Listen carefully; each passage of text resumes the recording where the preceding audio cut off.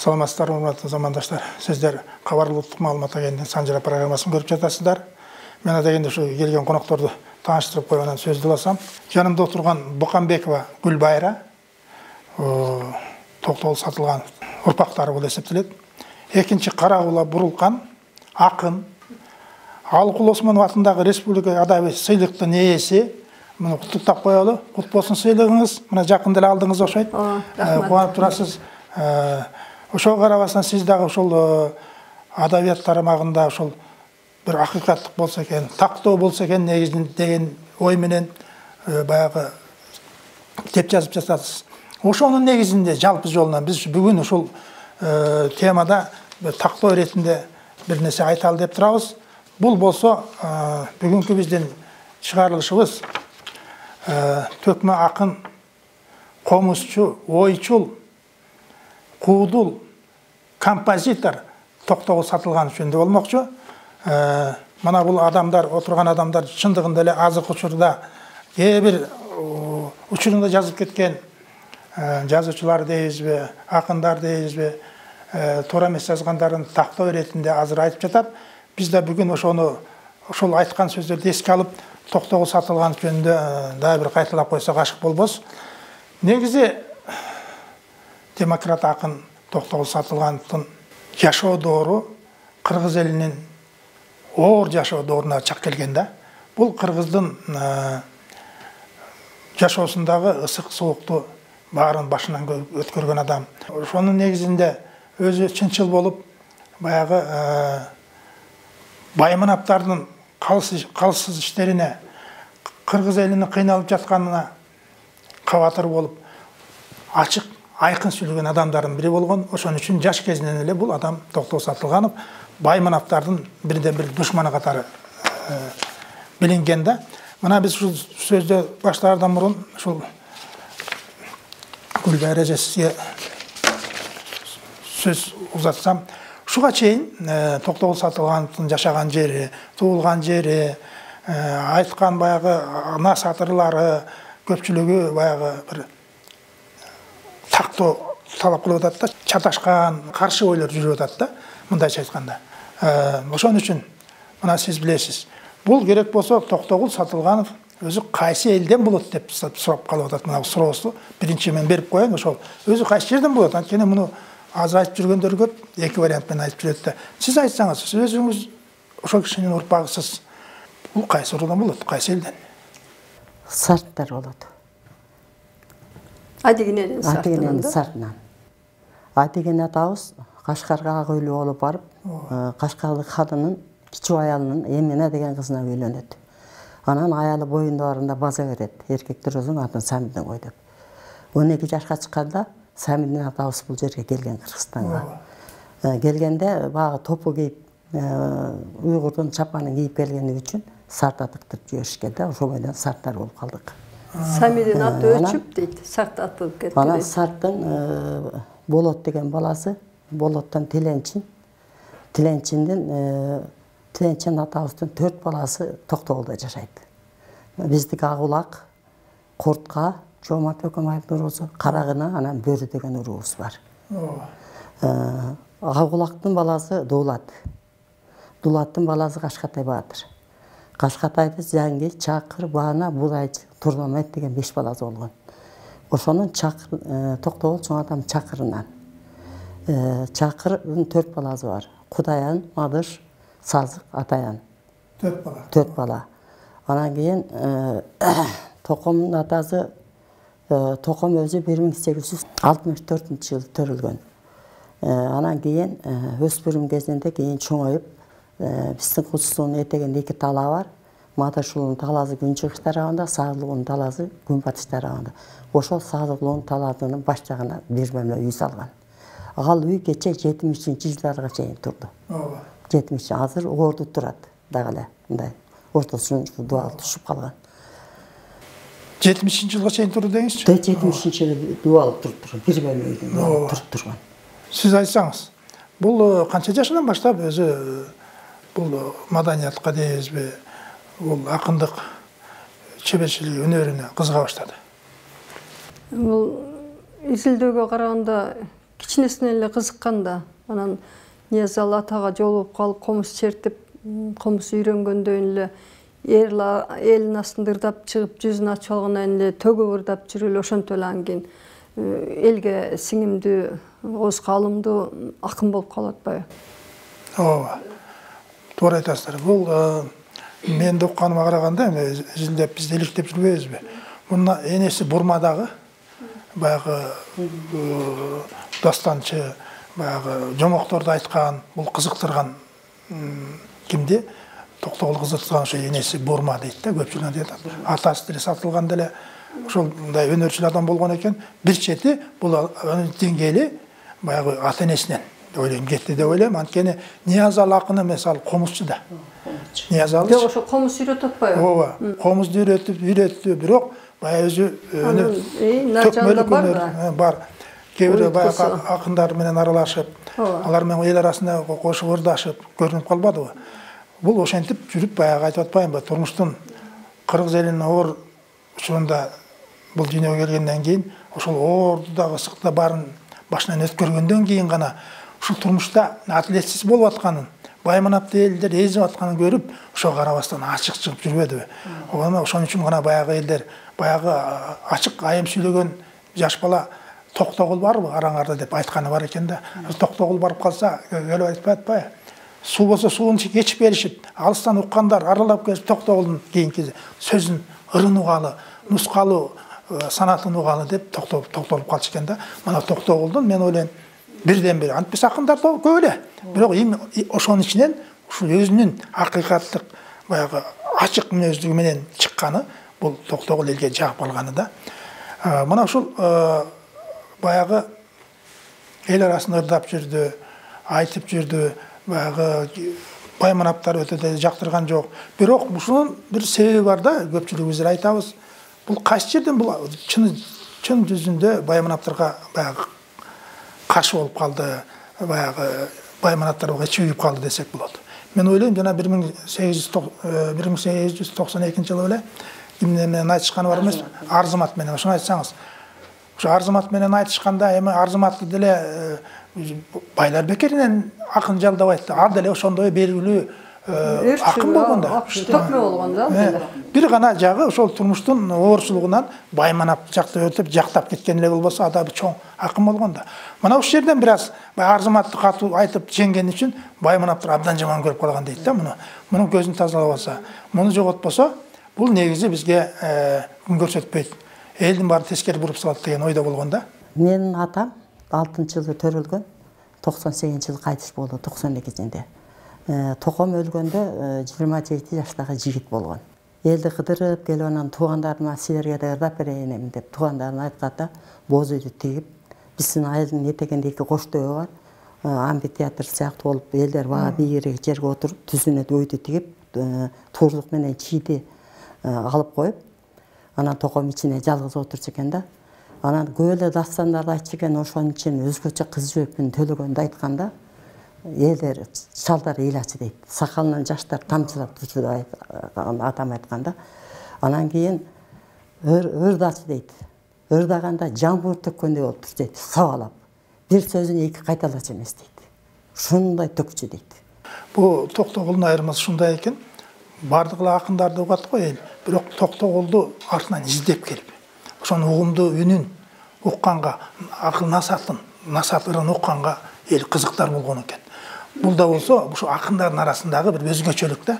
Бул эл айта билүү, элге жеткире билген адам Токтогул болгон бирден бир деп айтам да. Ал ошо дастандардын, азыркы айтылып жүргөн дастандардын, поэмаларды бүт айтканда, анан ар айткан сайын ар бир сөзүн атасы айтат да, кайра ошону кайра айтчу эмес экен да, кайра башкача жол менен айтчу экен. Анан ошол Токтогулдун айткан дастандар ушулга чейин жашап атпайбы, бирок Токтогулдун эмес, ар башка акын жазуучу төкмөлөрдүн айтуусунда болуп калып атпайбы. Токтогулдун айтуусу сакталбай калып атпайбы. Кедей ханы гана Токтогулга болуп калды. Кедей хан, анан дагы кайсы бир экөө эле. Калганы бүт эле башкалардыкы болуп кеткен да. Чынында эле Токтогулдан үйрөнүп атышпайбы дастандарды. Ушул жерден бир мен суроо берейинчи. Токтогулдун устаттары дейбизби, бирок эми ата энеси өзү да бирден бир эме болушкан, кыйынчылык болгон, үйрөндү, өзүнүн баягы дээринде бар адам катары кетти да. Кийин бул мунун шакирттери ким болду? Эң жакын шакирти Коргол, Алыкулу Семай, анан Калыга кийип. Калыга кийип Жумалдан атасы эме бир жаман ишке уруп бара болуп, биздин Токтогулга көчүп барганда, ошону үчөөнү баласында ээрчип жүргөн. Өмүр өткөнчө. Ошондой. Өмүр өткөнчө ээрчип жүргөн экен. Калыктын эскерси бар го. Токтогул келиптир дегенде багы бардым дейт. Эшиктин алдына жолбош деген киши киргизбей койду дейт. Ошондо төтө турган тукам сага кереги жок болгону менен алдагы балага мага керек. Бер чакырып кой деп, ичиде кел салып чечип кийгизип, анан ошондон кийин ээрчип жүргөн да калыкты. Ээрчип жүргөн жанында. Ээрчип жүргөн. Баласына ээрчип. Ооба. Жакшы. Бул Токтогул барган жерде эл чогулуп, анан баягы ыраазычылык берет да, билесиңер да кыргызда бар. Бирок ушунчай кемеңгер киши болгон дейт. Канчалык бай болсо да бере берген эле, өзүн эчтеке калган эмес да. Калтырган эмес. Ооба. Жана айтып атпайбы, ыраазы кылып жана 100 кой берсе, ошо чолпон атага чейин жеткиче 6 эле кой калыптыр деп мына ушуга чейин айтып жүргөн угамда. Анан Токтогул өзү жакырчылыкты көрүп, бар жаманчылыкты көргөндөн кийин ушунча байлык турса, баягы каталган эмес, элге эле бере берген турбайбы. Бул жагынан дагы элге абдан кыйынчылык заманда бир чоң бир элге бир кубаныч болуп калып калды да көкүрөгүндө. Кыйын учурда болгонунан болгону берген адамдардын бири болгонда. Эми айтсаңыздар, бул Токтогулдун калп айтпасам бул 18 жашында айтылды Арзымат мененчи, мен билишимче. 18 жашында. 92-жылы. Жандан сөйлөшөлү макул. 18 тура. 18 18 жашында айтышты да. Ошондой эми жаман көрүнүшүп калды да. Айтсаңыздар, бул сүрүнгө кетишинин себеби эмнеден болду? Муну эки вариант менен айтып жүрөт да. Бул кайсынысы чындык? Сүргүнгө кеткенде биз айтып атпайбы, жана беш каман деп айтып койгон үчүн, булар болсо жанагы кимдер дыйканбайлар атайын сүргүнгө айдатыптыр дейбиз. Жанагы багыштар биз бар да бизде, Кара Чоронун урпагы. Ал Тагай бий барып Айменазен үйлөнөт. Анан Кара Чөт төрөт. Ошондо Самидин менен Кара Чоронун атасы бир тууган, энеси бир тууган болот. Анан Кара Чоронун. Анан экөө багыш менен Сарттар биригип Саяктардан бийлик талашып турган. Бийлик талашып турганда, анан ошонун негизинде айдалганда. Токтогул түрмөмө кайталганда Акмат уулу Керимбай өзүбүздөн Чынаалы, Беки уулу Чынаалы деген Анжан көтөрүлүшүнө катышканы чындык деп күбө болушкан. Ооба. Ооба, күбө болушкан. Ушул негиз туурабы? Туура ошол. Анткени Анжанда жана гарнизон турбады беле? Ооба. Мына ошол көтөрүлүшкө каршы катышкан деп экөө күбө болгон. Ошо экөө. Башка вариантында да ошо бай манаптардын бирөөнү айтат да, мана айтпай эле коеюн. Ушул чындык да өзүңөр илик деп жүрдүңөр, ушул чындыкка жакынбы? Ошондо бул канчанчы жыл кетти? Бул 98-жылы. 98-жылы кетти. 98-жылы. Ооба. Мында болсо бул өлүм жазасына буйрган да. Бирок кийин акырындап отуруп буга 7 жыл берди. Сүргүнгө кетти. Ооба. Сүргүндөгү окуясы кандай болду айтсаңыз? Жүргөндө Карагайдан комут чаап алып, багы ушундай багы элди элестетип, Карагайларга эл катары көрүнүп, багы комут менен ыраазы аябай төгүп ырдап атканда, ошол начальнигинин кызы угуп калыптыр да. Анан кийин көзүнүн жашы төгүлүп элди сагынып. Анан ошондо эметептир. Сен эмне издегенсиң? Мен ушундай элдин акыры болчумун. Мен ушинтип камалып келдим. Эл жеримди сагынып атам дегенде болуптур. Мен атам менен да бир жакка кетет. Ошондо мен сага качырайын сени. Ачкычты даярдап коем, баарын даярдап коем. Кишендерди кестирем да, сага акчаны берем, мукатыңды берем, качасың деген да. Ошону качкан экен да.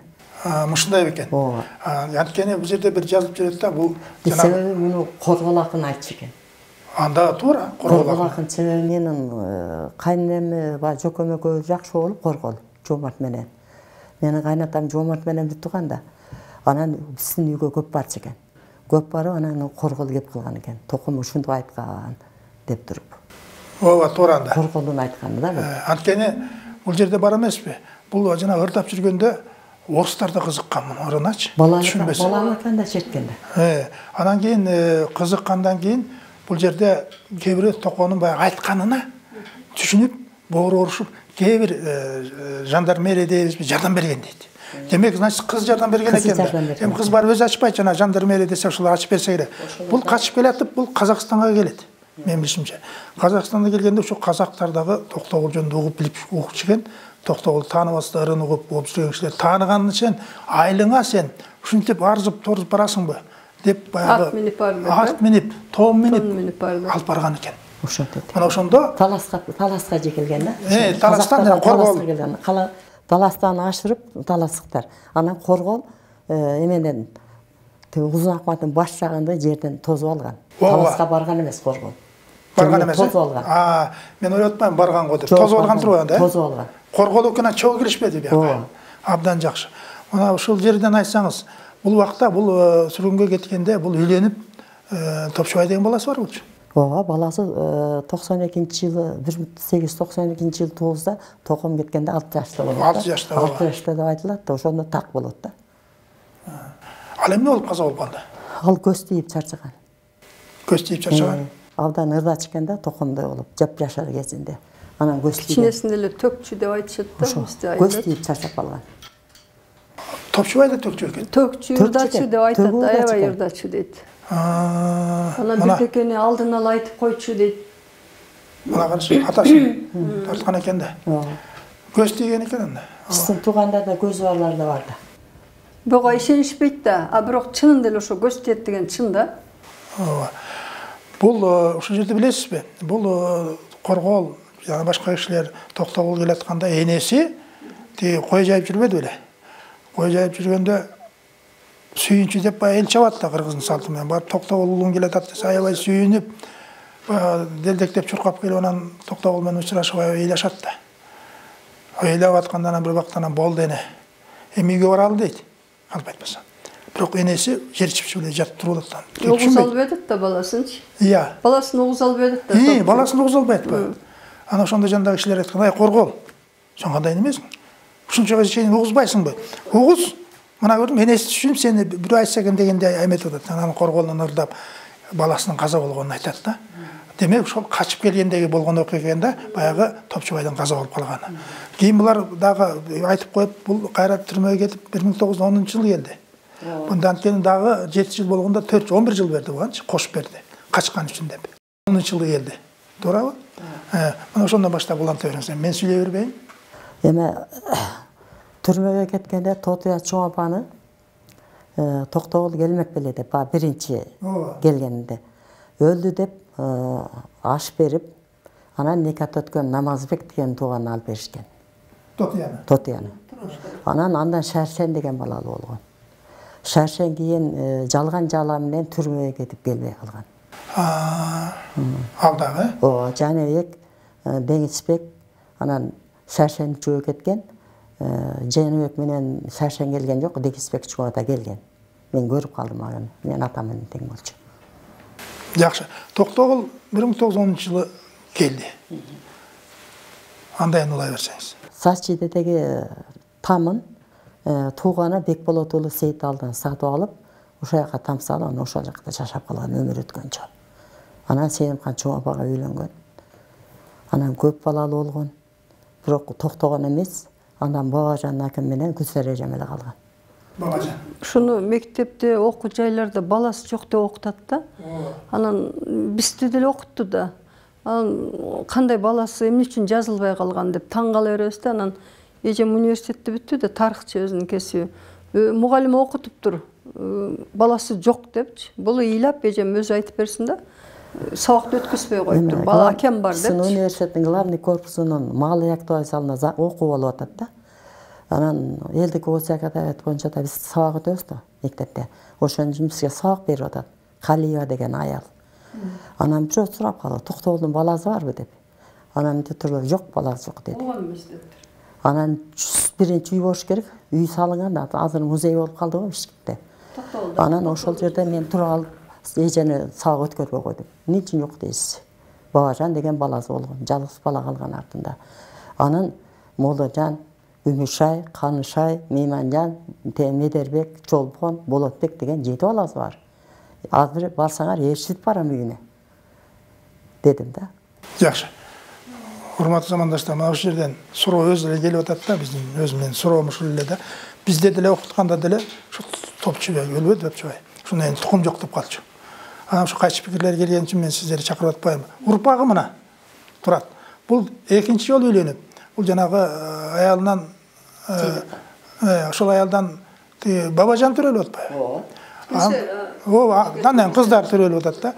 Мына Бабажан деп атат. Анын баласы Молдожан. Молдожан керек болсо бул КТРде иштеп калды го дейм. Сүрөтчү болуп иштеди. Токтогулов Бабажан деп жүрсө эле мурун.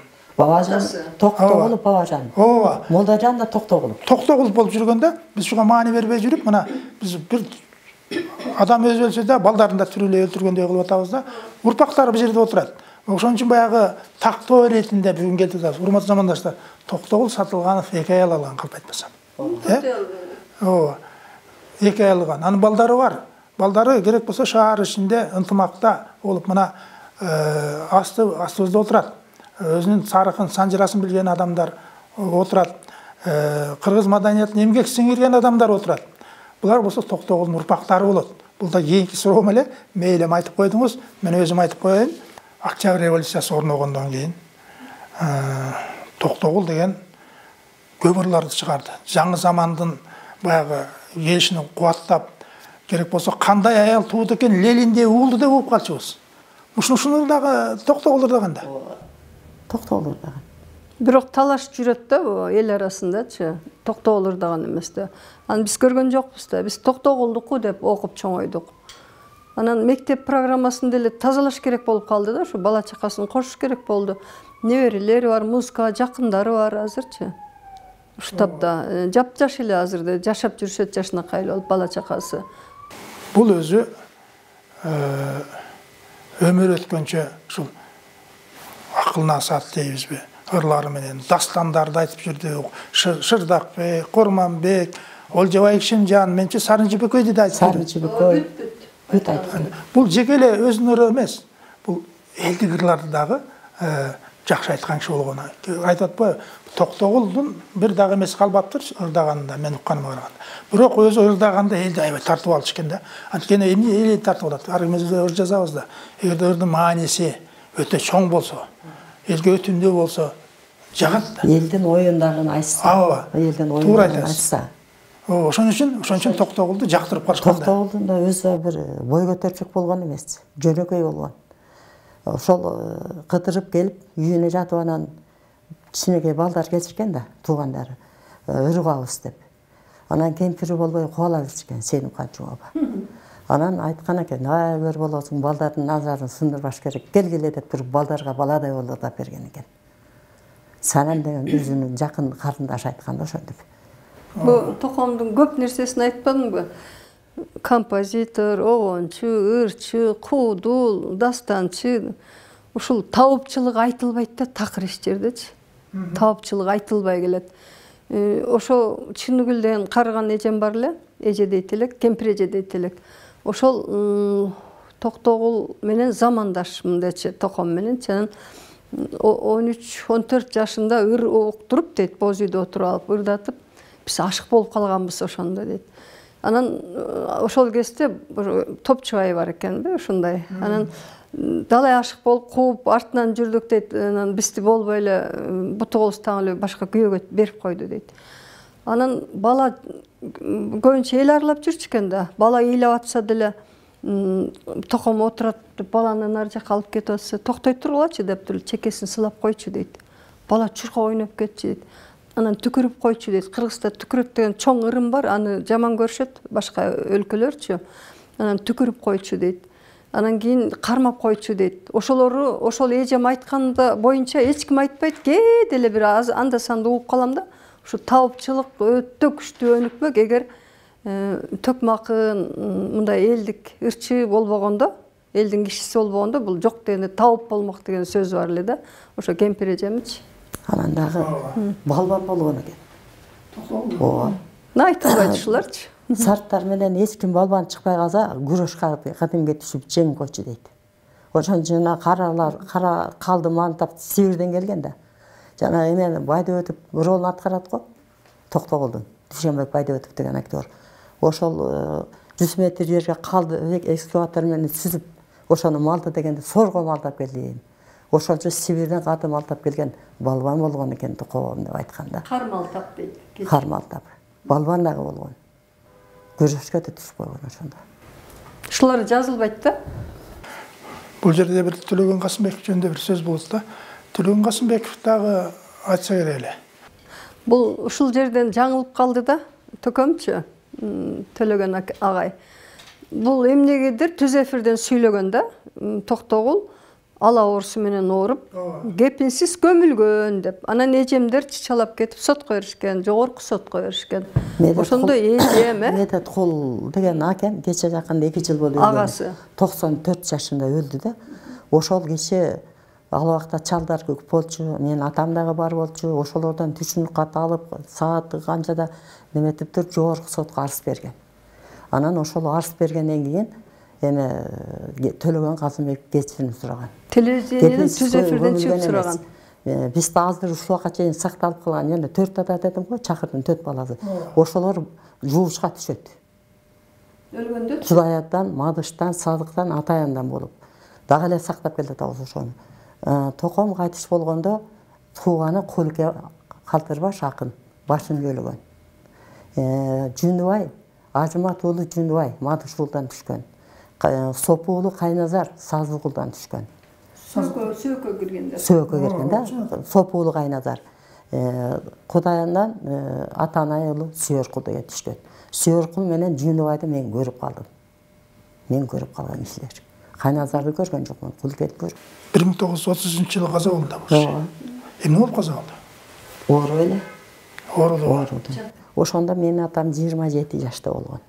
Жылкыбаев деген биринчи секретарь болгон экен. Жылкыбаев баш көзүндө туруптур, ызасы кылыптыр. 4 атадан атам окшогон жигиттерди өкүртүп койгон экен. Мадыш уулдан, Кудаян уулдан, Сазык уулдан, Атайын уулдан 4-өөнөн ушундай жигиттерди катар тургузуп өкүртүп койгон эди.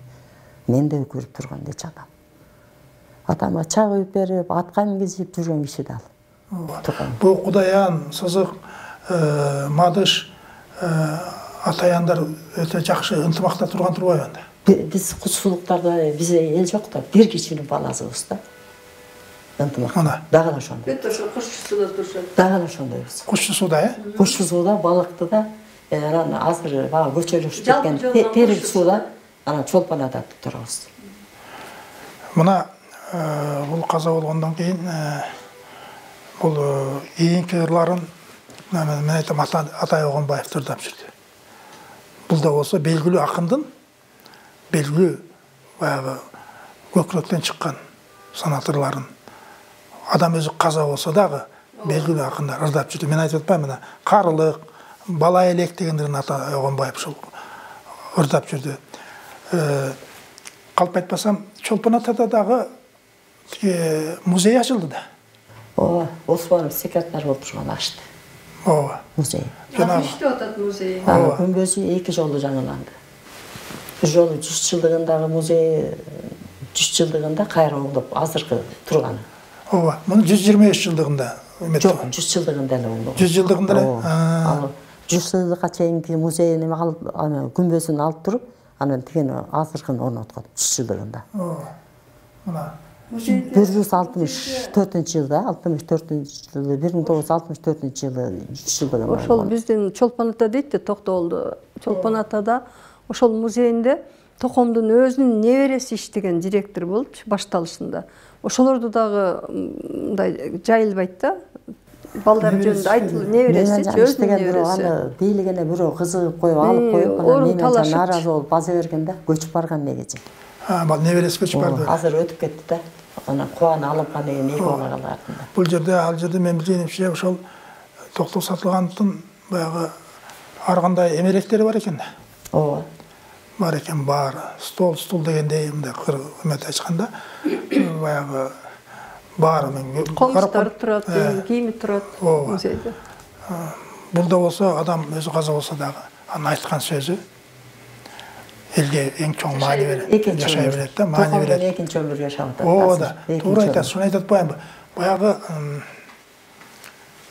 айткан сөз акыл болсо, уккан кулак макул болот дегендей, ушул сөз ошол ырыл санаторлары дастандары ушуга чейин жашап келатпайбы? Бул кыргыздын жашоо турмушун ушуга чейин чагылдырып келатканы үчүн бул токтоо сатылган, өлгөн жок. Анын дагы көп архив чыгып атат го, Андижандан Кыяс Молда Касымов алып келди го. Вот ошол жакшы болот. Бир туугандарын айтып атат, алар каза болуп калган экен, аны Молдажан агам Токтогулов Молдажан тактап берип атат. Апасынын айтуусу боюнча. Апасына болсо, чоң апасы айтып берген кайненеси да өзүнүн. Ошолор Молдажан ошолордон сурап эле иликтесечи, көп нерсе такталып калат да дагы. Анан Токомдун энеси жөнүндө талашта Токомдун энесин Сатке Бурма тууралуу. Тотия чоң апабыз Бурманын сиңдилери болгон да, өзүнүн сиңдилерин алып берген. Анан Сатке деп жүргөн. Мен 2 жыл болду укканыма.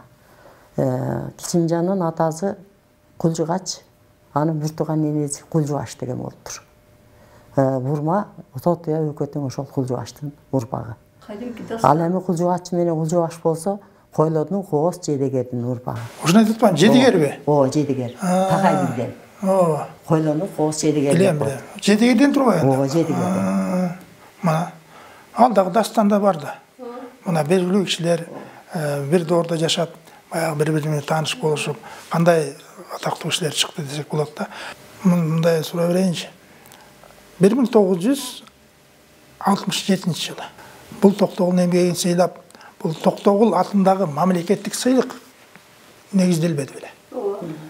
Мына жогорку бирден бир жогорку сыйлык жанагы белгилүү ишмер кишилерге гана берилчү да. Бул 67 жыл негизделди. Бул чоң белгилүү сыйлыктардын бири. Бул да болсо кыргыз элинин Токтогул Сатылгановдун эмгегин өчүрбөй аны өндүрүп сыйлаганы деп ойлойм да. Мына азыр билесиздер, Токтогул көчөсү деп атат. Токтогул суу сактагычы деп атат. Ооба. Мына бул да болсо мектептер бар. Ооба, мектеп бар да. Бүгүн болсо ошол максаты ушул эле, баягы кээ бир жерде бир тактап койсок, жашаган жери кээ бирде качып кетип атат. Кээ бир ырлары, мисалы үчүн мына тактап атпайбызбы? Ал айтат Токтогул жок ал тигенин ыры, калктын ыры, тиги айтып атпайбы? А негизи калк дагы ошол Токтогулдун шакирти болгон. Ооба. Туурабы? Калык айылдар көп көчө, шаар Токтогул шаар болду да, Токтогул районучу. Борбору, Токтогул кээси, Токтогул жери, Токтогул көлү, Токтогул суу сактагычы дегеле көп. Таласта деле канча мектеп бар. Баягы бирөө жазып атат. Жомарт менен Токтогулдун атын өзгөртүш керек. Алар анс деле көп депчи. Анда болбойт да андайчы. Туура эмес жазып койду. Мен жооп бердим. Анан жана Бөкөнбаев деген жер бар да. Ошол Бөкөнбаев көрсө Токтогулдук турбайбы, сарттар экен, бизге кандай тиешеси бар. Баланчаев өткөн, бизден Түкүнчөев өткөн, ошонун атын өзгөртөбүз деп көп жолу жазышты. Анан бир кезде Токтогул районунун атын өчүрөбүз, Кетмен Төө өрөөнү району кылабыз деп да кол топтоп жүрүштү. Бирок туура эмес да алчы, өтө туура эмес. Эл колдогон жок да. Эл аны сүйөт, сиз айтмакчы. Эл барктайт, Током аты төбөлүк өчпөс, калат төбөлүккө. Эң туура айттыңыз. Эми бай Кетмен Төө өрөөнү бул илгеркиден калган ат деп мен деп атам анычы. Байыркат деп эле ордуна коюлду деп атат. Алар деле чет туура. Бирок азыр деле айтылат да, Кетмен Төө өрөөнү деп эле айтылат, Токтогул өрөөнү деп айтылбайт. Туура. Район деп айтылат. Туура. Азыркы учурда Токтогулдун урпактары канча болуп калды? Кайсы жерде жашашат? Бишкекте жашашат негизи. Негизинен. Ооба. Жалгыз бала калган Бабажан деген. Бабажан акемин 7 баласы болгон. Катарынан жаш боюнча айтсам, Молдожан, Күмүшай, Канышай, Мейманжан, Чолпон, Медербек, Болотбек деген балдар болгон. Болотбек дагы абдан 7 жашында чарчап калган, бирок ошонто кадимкидей төгүрдач экен. Болотбек. Кадимкидей төгүрдап анан атамын каматып жүргөндөрдүн мен кийин өчүн алам дечкен. Анан чарчап калды тегге каршы.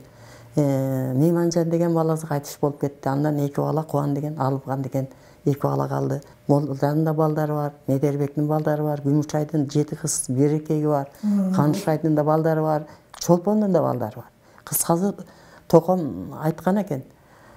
Бабажан өтө мыкты адам болбойт. Бирок урпагым буланат. Акыры 7 атага өткөнгө чейин мендей бирөө чыгат деп айткан да. Бабажаны бабажан болуп каласы аксы дагы баба атадан сурап алган. Баба ата деген мазарга барып, ошон үчүн атын бабажан койгон. Бабажан. Ошон үчүн бабажан койгон. Өзү баягы көрө албастык деген бар да кыргыздарда. Көрө албайбыз, бири-бирибизди атка тартабыз. Бөрү уруусунан ким эле? Мамат Өзөров деген журналист. Током өзү түшүнө кирип, сен жаскының муну деп туруп, ал ошо током жөнүндө жазып атат да. Бирок китеп болуп чыга элек менимче. Себеби анын колунда акчасы жок болсо керек. Бир дагы Токтогулдун чыгармачылыгы жөнүндө изилдеп бир мактап жазган эч ким жок экен дейт. Газет журналдарын карасам. Байлардын ырчы болгон тигинке биткен эле жамандаган ырлар дейт. Мен ошолордун баардыгын алып алып туруп, аларга каршы жок андай эмес, мындай болгон деп жазып атам. Анан Мамат Өзөров бизге Сачидеге да барды, Токомдун тамына дагы. Барып анан кийин бияка келгенде ошол жазып атам деген 150 жылына карата чыгарам деди, бирок чыкпай калдык деби. Немеде табличкасы турат Сибирде. Токтогул пароходун түштү. Жанагы намыстанып калып, Токтогулду чыгарыш үчүн 5 жылдык убакыт кетти дептир. Ырларын чогултуп, тетеги Сибирге барып, түрмөдө кагаздарын алып, бүт баарын. Анан Током бүт баарын эметип, ырларын чогултуп, анан менен Акын Бабаев менен жакшы экен. Өзбекстандын биринчи секретары. Жокон. Дос сыяктуу экен да, сырлаш экен. Анан Токтогулду түшүндүрүптүр. Ушундай акын болгон, талант укмуш болгон, Сибирге камалган, кайра келген. Анан ушундай болгон дегенде Акын Бабаев Сталин менен түз сүйлөшүшкөн. Акын Бабаев Сталинге дайындаган. Ошондон улуу демократ акын болгон. Туура. Бир чети мен айтам, булар аталаш бир тууган Курткадан кетет го менче. Жомарт Бөкөнбай. Куртка менен Агыл Буртуганда Токтогулдун 8-чи атасы менен Куртка Буртуган болуп атпайбы? Ооба. Ушул Жомарт Бөкөнбаевдин эмгеги чоң да, мен билишимче. Анткени бул киши ушунун айткан акыл насыт сөздөрүн, насаат сөздөрүн, дастандарынын маанисин өтө чоң экен, элге эң маанилүү экен түшүнгөндөн кийин гана мына ушуга чыгып атат да. Бул чыныгы талант депчи. Ошон үчүн айткан үчүн гана Жомарт Бөкөнбаевдин эмгеги абдан чоң деп көп айтам мен. Бул чындыгында эле ошо Жомарт Бөкөнбаев алып чыкты. Токомдагы касиеттүү киши да. Эчкени жараткан эрменди кошо жаратат дейт го. Ошол туугандарынан Жомартты жаратып койгон да Кудай. Ооба. Жомарт өзүнчө бир. Анан Ешманбет, жеңил жоолуктордун ырлары калбадыбы? Алар да кумуш болгон экен да. Жакшы. Биз жанагы Чакырдын 4 баласы деп атпайбызбы? Кудаян, Атаян, Сызык, Мадыш деп. Сиз Мадыштансыз да? Мадыштан.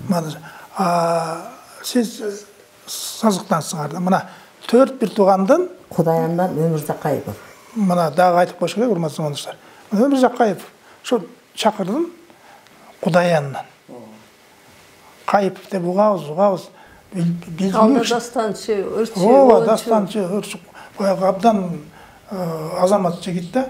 Бул да болсо мына бир атанын Токтогулдун баягы тармагында жүрөт да. Мына баягы акындан дагы акындар чыгып атат. Сазыгулдан чыгып атпайбы? Ооба. Осмон сыйлыгын алып. Кудай уткузун. Иркутскидеги пароходдун атын Токтогул кылган жигиттин атын утуп атам. Токтогулдун атын берген пароходго. Анан Токтогулдун ошол жаткан түрмөдө табличкасы илинип турат. Анан Токтогул көчөсүн аштырды. Ушул бала Иркутскиде. Кыргыз балабы? Амир ооба кыргыз бала. Фамилиясын так айта албай атам. Жанагы Токтогулдун канча жылдыктары өтүп атпайбы? Анан эле ошондо ал сиз эле калып калат экенсиз Токтогулдун урпагынан деп мага Токтогул медалын алып келип тапшырган.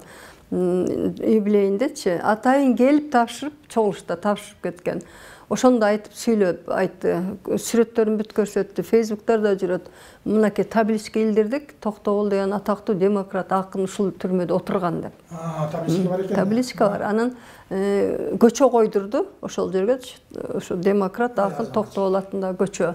Анан пароходдун атын Токтогул кылдырды. Ал ошол бала ошол жакта катып иштеп атат да, Токтогул жөнүндө көп нерсени изилдеп атат. Алар кандай жол менен изилдеп атат билбейм. Бизде мындай жол менен изилденип атат. Алар дагы чыгармачыл адамдар. Туура. Рахмат. Урматтуу замандаштар. Бүгүнкү чакырган коноктордун негизги максаты бул жанагы кээ бир айтылып жазылып калган так эмес маалыматтарды тактап коюуга чакырылган болчу. Сиздерге эми эмне айтам? Рахмат. Эжекеси ушул сиз дагы ушул намыс үчүн деп ушул Токтогулдун Сарттар уруусунун түбүн изилдеп тактап жүргөн экенсиз. Ылайым эле ишиңиз оңоло берсин. Анткени Сарттардын ичинде такталчу нерселер көп. Талаш маселелери бар. Мен өзүм да жакшы билем муну. Самыдинде. Мен жана сизге айтпадымбы? Дагы балдары бар. Ушуларды бир тактап койсоңуз дагы жакшы. Мен ал сизге да бир ыраазы болуп отурам. Баягы ушунча жашка келгениңиз менен да калтырбай эле аял башыңыз менен да ушуга киришип тактап отурганыңыз бул абдан чоң сыймык деп ойлойм. Рахмат сизге. Ылайым эле ишиңизде ийгилик болуп, ден соолукта жүрүңүз. Сизге дагы рахмат. Мына тактап кайра келип маалымат берип атасыңар. Муну дагы кийинчерээк дагы бир жолу тактасак деле туура болот деп ойлоймун. Ишиңерде ийгилик болсун. Бардык жакшы силерге. Чоң рахмат. Бизди ушинтип чакырып келип, Токтогул атамдын такталбаган нерселерин тактагалым үчүн чоң рахмат. Токтогул атам жөнөкөй киши эмес. Арбага бизди колдойт. Сиз да арбага колдоп жүрсүңөр. Чыгармачылык жөнүгүңүз арта берсин. Көп эле Санжирадан мен атыңды билчү эмесмин. Телефондон көрсөткөндө эле Санжираны алып барат деп өңүмөн тааныдым да, мен дайым угам. Дайым угуп жүрөм. Урматтуу замандаштар, ушу менен Санжира программасын аяктайбыз. Саламатта болуңуздар.